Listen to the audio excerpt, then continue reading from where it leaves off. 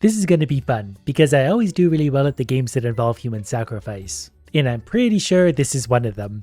Just gotta let my meat charge up. And then we send the Hairless Wonder into battle, where he's gonna fight 1v1, at least for a moment. Well, he was victorious for a fleeting moment, and then we got wrecked. Luckily, I can upgrade my meat. And then we can use that meat to slap the enemy in the face and destroy their home. This feels so fair, considering I have 2 HP and 1 bald man, and they have 500 HP and 2 bald men. But at least we're producing meat a very little bit faster now, so we might be able to get a second idiot out before we get destroyed. Go moron go. Nope, he one-shotted my base. But meat production went up by a whole 10%. Maybe if I got some of these with legs, they'd actually be able to move. Eventually, we'll be able to get caveman with the ball and caveman on a dinosaur. For now, we just need more and bigger meat. I'm going to try doubling down this time. I'm going to save up 6 meat and send 2 idiots out at once. That way they can 2v1 that one. Hopefully this works, and then we'll be able to get double damage out on him, so we'll take less hits in response. Got him. Now we can 2v1 this guy. Hopefully we won't lose one of our idiots. Come on, hit him again. We lost one of our idiots. This time we're going to throw 15 meat at the problem, which means 5 of those guys at a time, so they should be able to bully their way through. Or they could basically fight 1v1 and almost lose one of our guys. But they're coming up to mob number 2 now, and I think they're going to win this one. We got 500 HP to get through, but we've hemmed them in. We might actually even touch their base for the first time, and we can spawn 4 more idiots soon. They brought their ball throwers out, but we were too in their face, so they all got eliminated immediately. But their Dino Riders also showed up now. It's hyper realistic. And also really strong. I would love to be able to kill that though for presumably a lot of money. So we're going to fight the Great Army with 3 of ours. All we got to do is hit the dinosaur once and he dies. Yeah, that's going to be big money for us. And we collected some new cards that gave us about 10% more damage. Or even more, 1.26 times. More importantly, we got $330. We're going to buy the ball holder and upgrade our meat. I feel like that extra damage is really going to come in handy. We're going to bring out a clubman with the ball thrower behind them. They can hopefully work together, kind of like that, to hopefully defeat guys in a hurry. Well, it kind of worked, but this guy's in trouble now, because if the club thrower doesn't get there in front of him, the ball thrower is going to die a horrible death. Still needs a little work. So what we're going to do now is buy a few more cards that are hopefully going to give us even more damage. And this one actually will. That's going to add a little bit, so we're at 1.33 times damage. This time we're going for a different approach. We've jumped ahead, so we're going to have 20 meats pretty soon, so we're going to bring in 3 of these guys and then 2 of the ball throwers behind them. So hopefully we won't lose anyone yet, and the ball throwers can do the bulk of damage, where these guys are just human sacrifices. Or whatever these are. Basically Charlie Browns. We've made it to the enemy's front lines. We're actually attacking their base for the first time in a while. And so far the enemy is not really responding with much of anything. They finally put a dinosaur out. We got a few of our clubmen plus the ball throwers right at their doorstep. So we're actually going to take him out, and we got club throwers up front anyway. We're literally beating the coins out of their base. At the point when 2 dinosaur spear guys show up though, we might be in trouble because that's a lot to fight against. And that's even more. We've got some grinding to do. We murdered enough Charlie Browns last time that we got a card that actually upgrades our health. And we can unlock our dinosaur thrower. He's got 30 HP and 5.3 damage. And food production is up to 0.5 per second, which is actually pretty good, and we're even past it. My strategy to start now, we've spawned 1 dinosaur. I've got a ball thrower in behind. We're going to throw a clubman out just to create a little chaos. But between these 2, we should push all the way to the base so we can save up some meat. Because what I want to try is a triple dinosaur strategy. We're going to throw a ball thrower right in behind, but we're going to 3v1 this guy so they'll hopefully die soon. Or they can line up like a train and be effectively useless. This is why you need the supporting balls in behind, because they'll do so much damage without ever being in danger. They've already killed one of my dinos. This battle is going better. I've got 3 dinos now and 3 ball throwers. We're at the final wave already. But this is going to be a tough battle because they throw a lot of different units at us, but we've got 3 ball throwers and 2 dinosaurs up front still. 1 dinosaur up front now. We might get overrun here, but we were so close. We've saved up our murder coins so we can evolve to the farm age. So now we can spawn farmers that come out of an ice cream cone house. They're hopefully going to be a lot stronger. They're armed with hoes. Correction, they're armed with a pitchfork crossed with a broom, but they are one-shotting the other guys. Now we're going to get a 2v1. Let's see how strong these guys really are. They are much stronger. Turns out it's actually John Wick in a farmer's hat. This would be a good test. He's going to 1v1 the dinosaur. The dinosaur is down health a little bit, but I think you can see we're actually a lot stronger. I like how our next unit is a guy with a giant slingshot, and then like the Grim Reaper is a farmer. We're going to work our way up to that. For now, we just need to upgrade our meat, but we've already doubled our meat capacity. This time we get the triple farmer strategy going out, and they could definitely kill those guys before they can even swing their clubs. And they made it to the enemy base and they're going to start poking that rather aggressively, and I'm just going to keep spawning the units. I feel sorry for the enemies that have to spawn into the Farmers of Doom. I actually don't. I think it's pretty funny that they just walk into a massacre as soon as they're born. The enemies are on wave 3. The idiots are still trying to push out of their little hidey hole, but their base is going down quickly. I don't know if I've lost a single farmer at this point. So they're dead.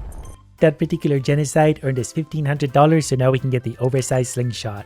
Then we can upgrade our meat even more. So I'm going to start out with the pitchfork with the slingshot behind because I feel like there's just a lot of damage coming back my way. I'm already in trouble. The slingshot gentleman hit really hard. And for some reason, I'm allowed to go back in time to fight the cavemen still with our advanced these guys. So we could just get easy money to massacre them. I'm pretty sure like 4 pitchfork guys plus 2 slingshots will be able to eliminate absolutely everything in a hurry. We just wrecked their dinosaur. Yeah, looks like this is actually really easy, quick money. There's $600. By bravely massacring cavemen, we saved up $4,200 so we can unlock the Grim Reaper farmer. He has 92 HP and 16 damage. So we're going to upgrade our meat a little bit on top of that. Then I'm going to test him against the cavemen right away. They've got a lot of HP to get through and they can't even hit him. Even when they do hit him, it does very little damage. So I'm mostly just going to let him do all the work. And he's 2-shotting their strongest unit. He single-handedly defeated every wave except the final wave. It took this many units to finally take him down. But now we can just spawn a whole bunch more of these. So I think the advantage is actually going to be ours by a large margin. We're going to destroy all their adorable dinosaurs and then wreck their base, all for a large amount of money, which we can then reinvest in meat production. That could take us from 0.6 to 0.7. Was hoping that would be a little bit more dramatic, but that's still a considerable increase. Okay, we're going to start sending out the Grim Reaper farmer right away to fight their basic idiot. In fact, we're going to send 2 of these guys out. They'll take a lot of the damage and we're going to throw some slingshots in behind them. They're being faced with slingshots themselves, but we're okay. We're all the way to their base, so that's got to be some good earnings. The slingshots are going to work. We lost one of our big units. They returned fire with their strong units. We got one of them taken out already, so our strong guys should defeat theirs, and then we're going to get pitchforked really bad. But our meat production is so high, we're already able to spawn a few more units. I've been through one of our little basic pitchforks out there just to hopefully help. It wasn't the most successful battle we've ever had, but it also wasn't the worst. We're making so much money though. But before you know, we've earned enough to evolve again. To show how strong these are, we do 24 damage against their 2 basic cavemen. So King Leonidas here is going to absolutely stab everyone he comes across and murder them very quickly. It's probably also some kind of history lesson.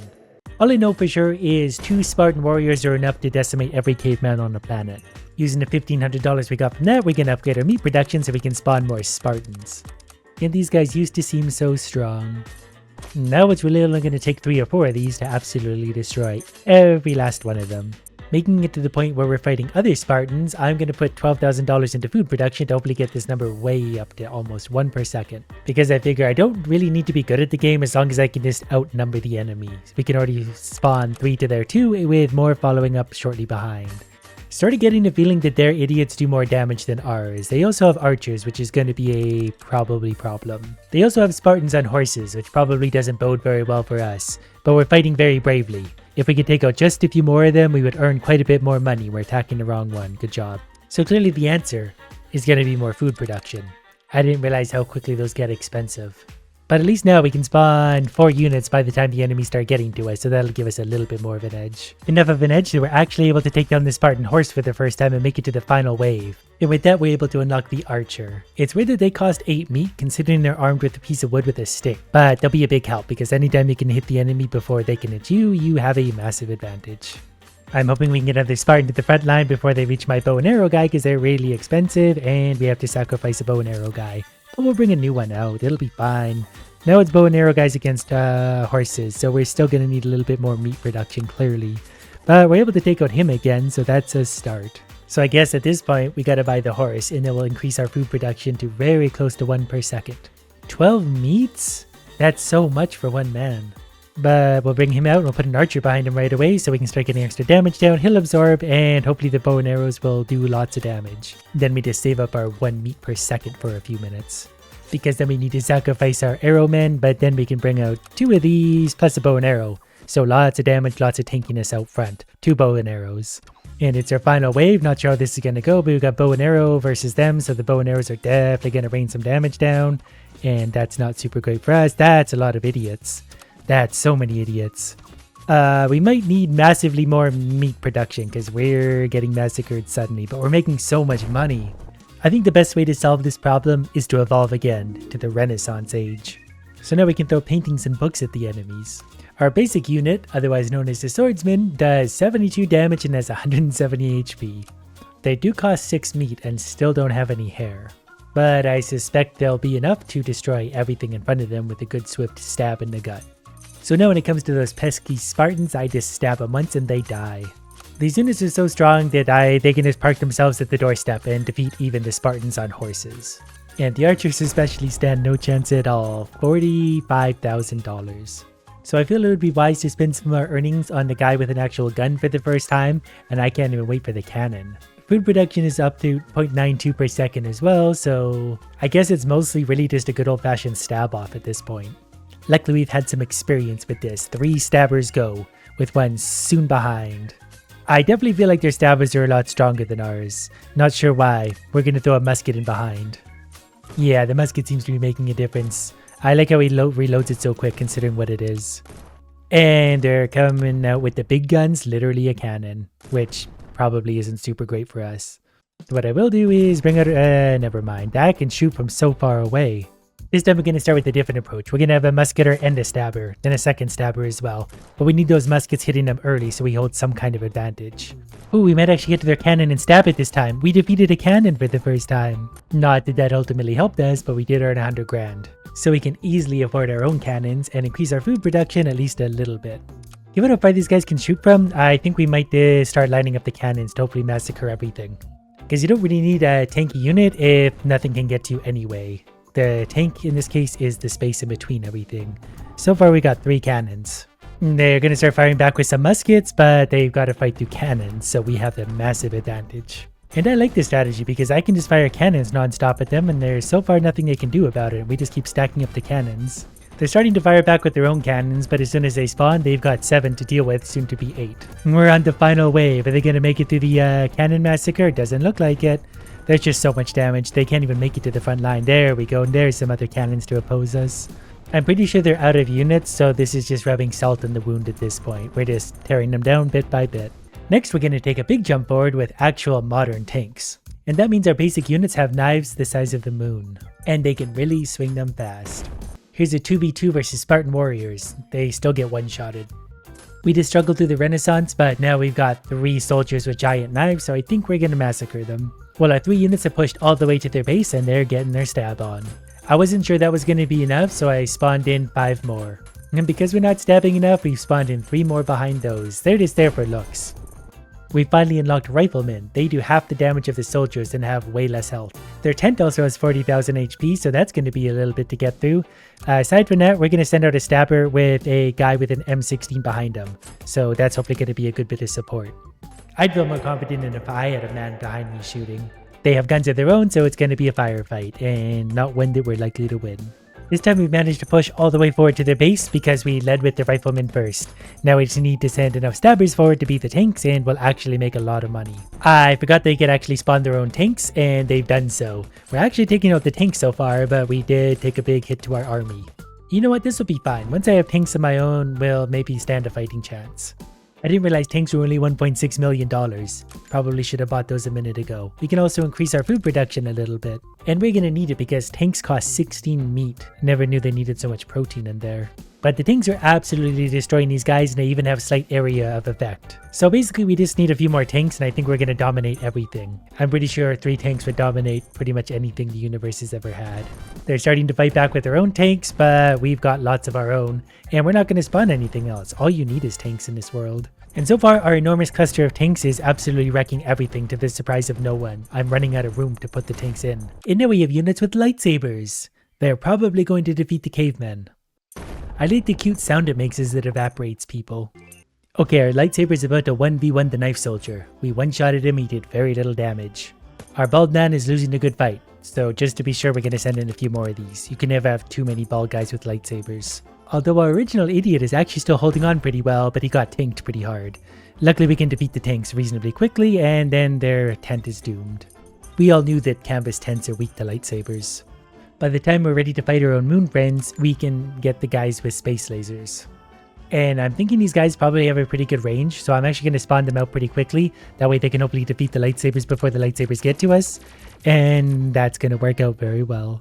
Their gunman is coming out, so we're going to trade with him. Actually, we didn't. We've still got two gunmen and one lightsaber guy. I think we're about to get massacred, though. Actually, so far so good. We're now fighting their flying saucer, and I think we're actually going to defeat it.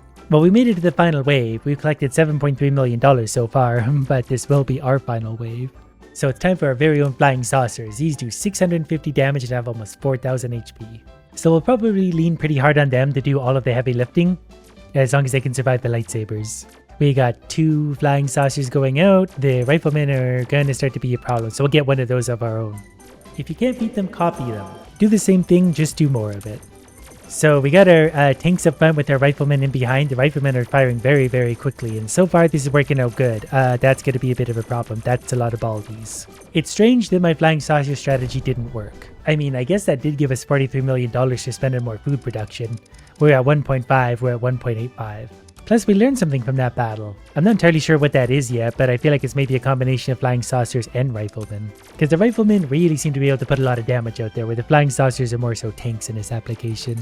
Yeah, it seems to be working out better this way. If we get another rifleman to the front, we'll just continually rain money down and wreck everyone coming out of their base. I like how it's just a giant rain of money, and we're absolutely destroying them the second they appear, so I think we're going to win this one.